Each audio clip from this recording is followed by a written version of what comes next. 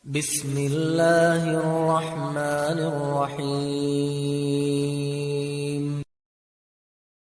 Sederhana, caranya sederhana. Hadiri majelis ilmu seperti ini, pelajari tentang rukun Islam, rukun iman, dalami tentang Allah Subhanahu wa taala, rutinkan terus jalankan, maka dengan izin Allah kita akan sampai pada titik nanti mengenal Tuhan kita. Dan kalau kita sudah mengenal Tuhan kita dan kita sudah akrab dengannya, perhatikan efeknya.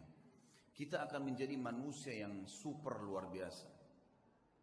Kalau ada manusia, teman-teman sekalian, yang setiap kali diajak oleh temannya berbuat maksiat, dia jalan saja. Manusia, itu biasa. Tapi Anda bisa menjadi manusia yang luar biasa kalau mau. Di saat lagi diajak pada hal-hal yang haram, kita nolak, bisa. Dan itu hanya satu saja, orang yang tahu dan mengenal Tuhannya Allah Subhanahu wa taala. Sampai pada hal yang kecil, teman-teman sekalian. Sampai pada hal yang kecil kita bisa terbentuk pribadi kita menjadi manusia yang luar biasa. Saya akan mulai dengan kisah seorang anak muda yang ada di Irak, terkenal dengan kesalehannya. Orang ini dalam kisah yang sedang saya baca, saya tidak temukan namanya. Tapi kita ambil ibrah, pelajaran. Orang ini saking kekuatan hubungannya dengan Allah luar biasa. Kalau azan langsung ke masjid on time, tidak pernah ketinggalan saf pertama. Dari pakaiannya sudah penampilannya sangat dekat dengan Allah. Kalau ngomongnya selalu cuma ayat Al-Quran, nasihat, hadis Nabi SAW. Hidupnya sehari-hari begitu. Kalau bekerja mencari yang halal, pokoknya sudah di jalan Allah Subhanahu wa taala. Orang ini memiliki kelebihan fisik, sangat gagah. Di Baghdad terkenal pada saat itu dia adalah anak yang paling gagah. Umurnya juga masih sekitar 19 tahun pada saat itu kisah ini terjadi. Sampai menjadi buah bibir di kalangan seluruh wanita di Baghdad pada saat itu. Berharap wanita bisa ngobrol saja sama dia karena luar biasa. Tampannya, orangnya santun, sampai dikejar-kejar. Yang terjadi saudaraku, ada satu wanita kaya, seorang istri pejabat pada saat itu, terkenal dengan kecantikannya, kekayaannya. Semua laki-laki juga mengejar dia karena kelebihan fisik yang dia miliki. Dia berkata kepada orang di sekitarnya, saya akan menaklukkan laki-laki itu dan pasti dia akan berzina dengan saya. Yang terjadi saudaraku, dibuatlah sebuah tipu daya syaitan di depan rumah orang ini, perempuan ini. Kebetulan waktu suaminya lagi pergi bertugas keluar kota, dan zaman dulu orang kalau tugas berbulan-bulan dan Allahu a'lam bisa kembali atau tidak, karena memang mereka pada zaman itu tidak ada komunikasi, tidak ada transportasi kayak kita sekarang, tidak ada alat komunikasi menurut saya yang bagus seperti sekarang, dan tidak ada transportasi. Yang jelas dia lagi di rumahnya, dia berhias dengan semaksimal mungkin. Kecantikan yang dia miliki dengan semerbak minyak wangi yang luar biasa. Kemudian dia bilang sama dayang-dayangnya, kalau anak muda itu lewat di depan rumah, bilang kalau di dalam rumah ada orang yang sedang sakit dan tidak ada laki-laki yang bisa bantu, tolong bawa ke tabib. Dijebaklah anak muda ini. Begitu dia lewat, tiba-tiba dayang-dayangnya keluar 3-4 orang dengan teriak-teriak, tolong bantu, tuan kami sedang sakit. Sampai akhirnya tidak ada laki-laki dan tolong bantulah. Akhirnya si laki-laki ini masuk ke dalam rumah tersebut.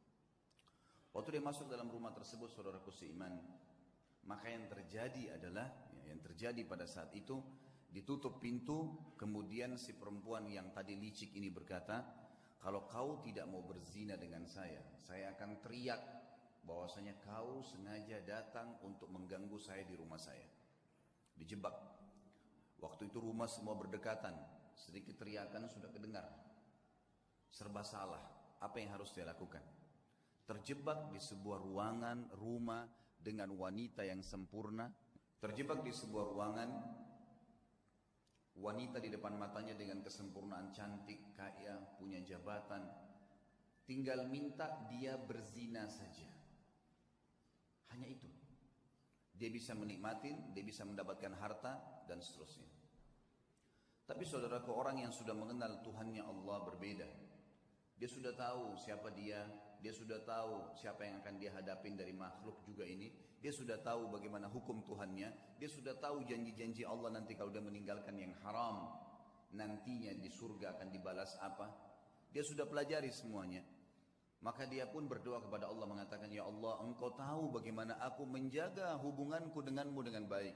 Dan dari dulu aku sudah selalu digoda untuk melakukan hubungan dengan lawan jenis dan aku selalu menahannya. Kenapa sekarang aku tiba-tiba masuk dalam sebuah jebakan syaitan yang seperti ini? Selamatkanlah ya Allah. Tiba-tiba dia rasa mules, perutnya nggak enak. Kemudian dia bilang, saya mules, saya butuh kamar kecil. Kata perempuan tersebut, kamar kecil di depan mata saya ini, buka, silakan masuk. Tapi tetap setelah kau keluar, kau akan zina dengan saya. Kalau enggak, saya akan teriak. Dia masuk, kemudian dia buang air besar. Dalam kisah ini, maaf, kisahnya memang begitu. Buang air besar, setelah buang air besar, muncul ide di pikiran dia.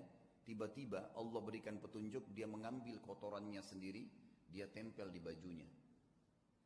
Pada saat dia keluar dari ruangan tadi, si perempuan kaya ini yang terkenal dengan kebersihannya, kecantikannya segala, kaget melihat. Tadinya bajunya rapi orang ini, tiba-tiba penuh dengan kotoran dia sendiri. Lalu dia mengatakan, kenapa kau begini? Dia bilang, saya begini orangnya. Inilah yang sedang terjadi sekarang. Maka kalau kau mau berzina, saya orangnya sudah seperti ini. Ini kotoran di badan saya. Akhirnya perempuan tersebut mengatakan, keluarkan laki-laki ini jorok dan kotor. Dikeluarkan dari perempuan tadi, dan dia begitu keluar di depan rumah perempuan tadi, sujud syukur kepada Allah selamat dari zina. Bagaimana seseorang kalau tahu dan mengenal Tuhannya, dia akan menyelamatkan dirinya dari dosa, bukan cuma terjerumus, sudah terjebak masih bisa lari, teman-teman sekalian. Betapa lemahnya banyak orang di antara kita, bukan cuma dijebak, dianya sengaja jerumuskan dirinya. Padahal sabda Nabi SAW jelas dalam hadis Bukhari, kalau seseorang hamba berbuat dosa, satu dosa kecil, tertetes di dalam hatinya titik warna hitam, kelam. Kata ulama hadis begini, maksudnya apa tetesan hitam itu?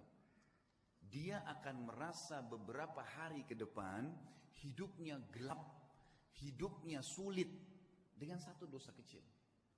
Hidupnya sulit, kelam, banyak pintu-pintu rezeki yang masih tertutup sampai titik hitam itu bersih. Apa kata Ibnu Umar radhiyallahu anhu? Aku mengetahui beratnya dosa kecil yang aku lakukan. Akar dzam, dosa yang paling kecil, mungkin kita cuma melihat sesuatu yang biasa, mungkin cuma sekedar dengar sesuatu yang tidak disengaja. Saya tahu Allah mengharamkan saya sholat berjamaah subuh di masjid sebulan. Terharamkan dari ibadah gara-gara dosa yang paling kecil bagi dia. Sampai saya kadang-kadang teman-teman sekalian kalau menyimak kisah orang-orang saleh ini menganggap diri kita luar biasa kecil.